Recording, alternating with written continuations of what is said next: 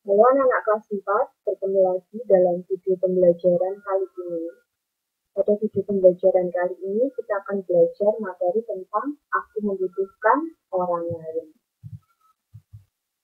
Nah, ini ada sebuah gambar ya, yang menggambarkan bahwa manusia mengalami yang namanya pertumbuhan. Nah, untuk bisa bertumbuh dengan baik seperti ini, diperlukan pasti bantuan dari orang lain ya. Tidak bisa kita tumbuh dengan sendirinya tanpa dibantu orang lain, mulai dari kecil sampai kita dewasa saat ini. Pasti ada peran dari orang lain yang membantu pertumbuhan kita. Gambar apa yang kamu lihat tadi? Gambar seorang anak yang mengalami pertumbuhan gitu ya, laki-laki dan perempuan tadi. Siapa yang membantu sejak kecil hingga sekarang? Maksudnya siapa yang membantumu gitu ya sejak kecil hingga sekarang? Pasti ada orang tua, yang pasti orang tua, teman, guru, saudara, seperti itu ya. Nah, lalu kita akan mendengarkan kisah seorang anak yang mungkin pertumbuhannya sedikit terganggu ya, karena selama hidupnya dia tidak pernah berrelasi atau bersosialisasi dengan sesama manusia.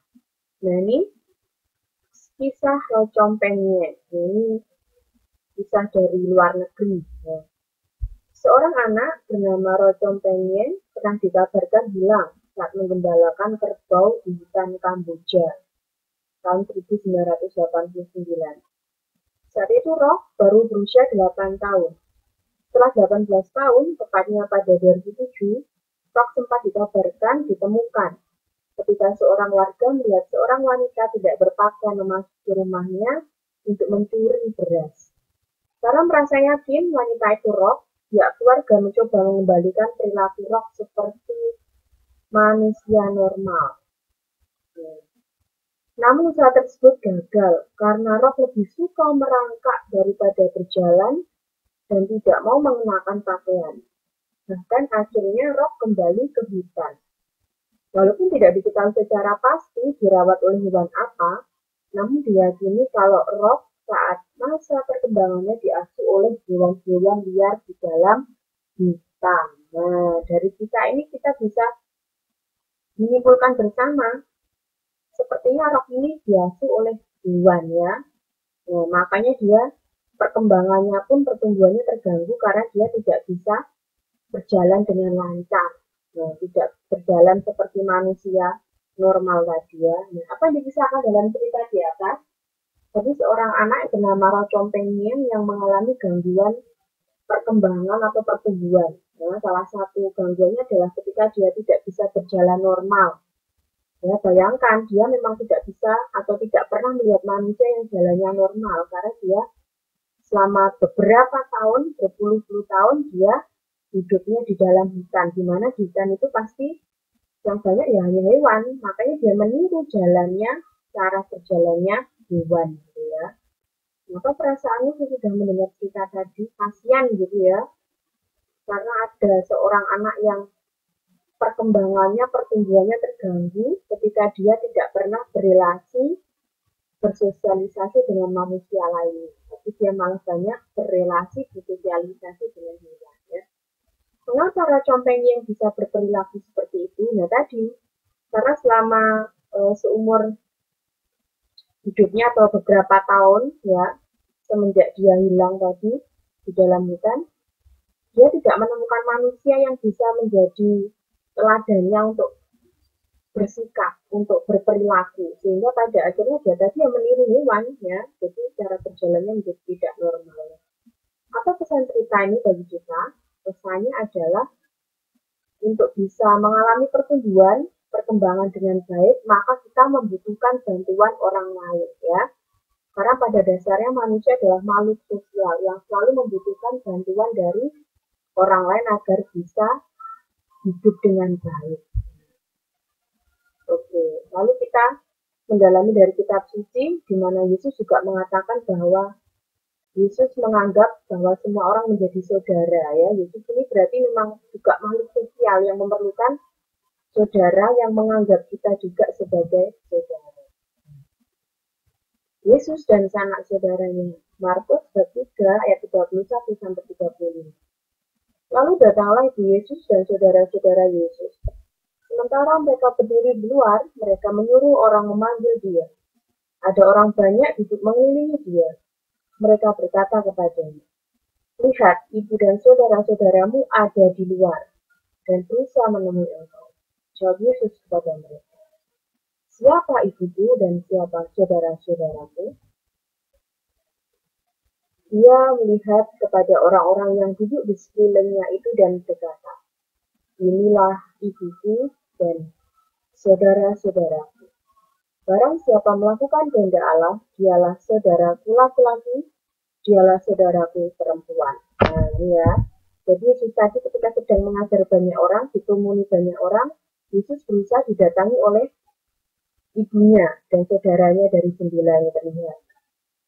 Lalu mereka tidak bisa masuk karena terhalang oleh beberapa orang ini. Maka kemudian ada seorang yang mengatakan kepada Yesus, "Yesus, lihat, saudaramu dan ibumu ada di luar berusaha menemui engkau." Tapi Yesus hanya menjawab, "Siapa ibuku dan saudara-saudaraku?" Bagi Yesus, ibu dan saudara-saudara Yesus adalah semua orang, bukan hanya orang yang punya pertalian darah. Tapi ketika orang-orang tersebut mau melaksanakan kehendak Allah, mau menaati perintah Allah, orang-orang itu dapat dikatakan sebagai saudara-saudara Yesus. Nah, termasuk kita, kalau kita melaksanakan kehendak Tuhan, maka kita layak disebut sebagai saudara Yesus. Menurut Yesus, siapakah ibu dan saudara-saudaranya? Nah, tadi yang sudah sedikit katakan, yaitu orang-orang yang mau melaksanakan kehendak Allah, ya, yang melayani sesama, menghargai, menghormati, itu salah satu bentuk dari menaati kehendak Allah. Apa yang harus kita lakukan supaya layak disebut sebagai saudara-saudara Yesus? Ya, berarti kita mau untuk mewujud nyatakan, untuk mau mengamalkan ya segala apa yang dikatakan Tuhan di dalam kehidupan kita sehari-hari. Manusia adalah makhluk individu sekaligus makhluk sosial. Individu berarti memang unik sendiri gitu ya, dan makhluk sosial. Individu sebagai individu, manusia adalah pribadi yang unik. Apa artinya? Yaitu manusia mempunyai ciri-ciri fisik dan kejiwaan yang berbeda-beda. Manusia mempunyai kemampuan yang berbeda-beda. Ini ya, arti dari manusia sebagai pribadi yang unik. Lalu, manusia makhluk sosial berarti manusia selalu berhubungan, berrelasi, berteman dengan orang lain di sekitarnya. Ini dikatakan sebagai manusia sebagai makhluk sosial. Lalu, sikap manusia sebagai makhluk sosial berarti saling memberi, lalu saling menerima dalam kehidupan bersama. Jadi kita bisa menghargai setiap pendapat, ya, setiap sikap yang dilakukan oleh orang lain, saling memberi juga, membantu. Tidak ada seorang pun di muka bumi ini yang dapat hidup sendiri tanpa bantuan orang lain di sekitarnya. Jadi maka dikatakan manusia sebagai makhluk sosial. Dalam perkembangannya membutuhkan bantuan orang lain. Kita menjadi teman yang baik, ya. Karena kita sebagai makhluk sosial, maka kita perlu membangun sikap agar menjadi teman yang baik. Di mana sikap tersebut misalnya kita harus saling menolong, saling memberi dan saling menerima. Orang yang membantu perkembangan diri kita adalah orang tua, anggota keluarga, teman, guru, ya, mungkin pelatih kalau kalian mungkin ada les privat gitu ya. Yesus juga memiliki orang tua serta sanak saudara yang senantiasa bisa berkumpul bersama. Ya, saudara Yesus, orang tua Yesus, Maria dan Yesus seperti itu.